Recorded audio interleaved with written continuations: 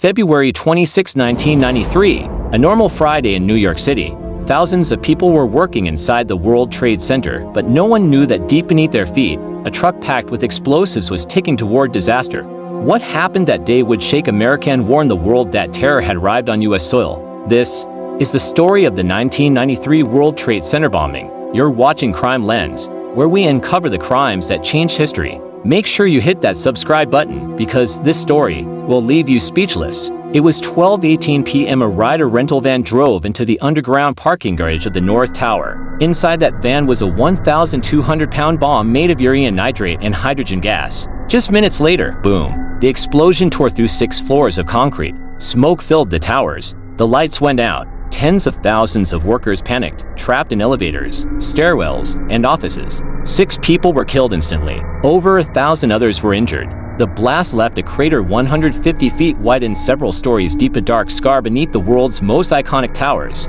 Imagine being inside that building. No lights, no air, just smoke, screams, and the sound of chaos echoing through the stairways. People covered their faces with jackets to breathe. Some carried the injured down more than 80 flights of stairs. For many, it felt like the end, and yet, amid the confusion, the Twin Towers stood, but barely anyone realized. This attack was only the beginning. Within hours, the FBI and NYPD arrived on scene. They sifted through the rubble and found a twisted piece of metal, part of the bomb truck's axle, and on that axle was a vehicle identification number VIN. That VIN led them straight to a rental agency in Jersey City, and the name on the rental form, Mohammed Salameh, a man connected to a larger terrorist network. Soon, one arrest led to another.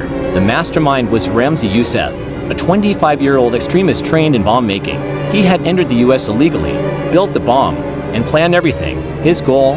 To collapse the North Tower into the South Tower, killing tens of thousands. But his plan failed.